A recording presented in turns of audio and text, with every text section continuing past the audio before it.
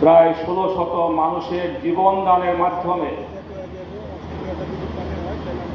২০,০০০ লোক পঙ্গুত্ব বরণ করার মাধ্যমে যেই সরকার ক্ষমতায় এখন বর্তমানে আছে, তারা জুলাই ঘোষণাপত্রে আমরা মনে করি অত্যন্ত কৌশলে তারা জনগণের যে প্রত্যাশা ছিল সেটা তারা পাশ কাটিয়ে গিয়েছে। কোন একটা দলের তারা অনুসরণ করেছে, তাদের পরামর্শ নিয়ে কাজ করেছে। জুলাই ঘোষণাপত্রে বাংলাদেশের একটি সবচেয়ে নির্মম হত্যাকাণ্ড, বিডিআর হত্যাকাণ্ডে এবং ২০১৩ সালে শাপলার গণহত্যাকে অত্যন্ত কৌশলে পাশ কাটিয়ে যাওয়া হয়েছে।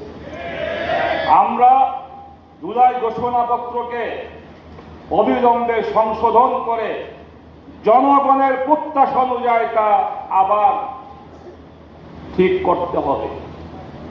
দ্বিতীয় বিষয় হল জুলাই সনদ।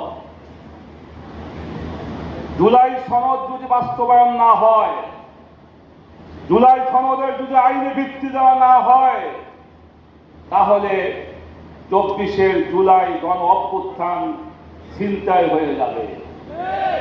কোন একটি কুচক্রী মহল ২৪শে জুলাই বিপ্লবের আমাদের বিজয়কে ছিনতাই করার চেষ্টা করতেছে। সরকারে আছেন, জুলাই বিপ্লবের যদি বিজয়কে ছিনতাই করা হয় আর যদি আপনি তাদের সহযোগী হন, তাহলে জনগণ আপনাদেরকে ক্ষমা করবে না, করবে না, করবে না।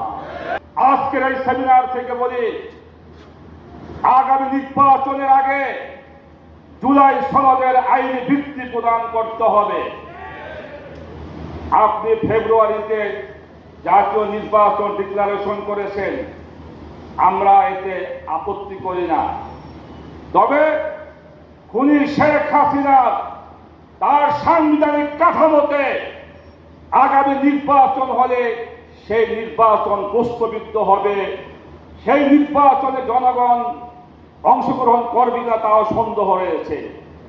তাই অবিলম্বে জুলাই সনদের আইনি ভিত্তি স্থাপন করে জুলাই সনদের ভিত্তিতে আগামী জাতীয় নির্বাচন অনুষ্ঠিত হতে হবে। আমি বর্তমান গভর্নমেন্টকে আবারও বলি, জনগণের আশা, জনগণের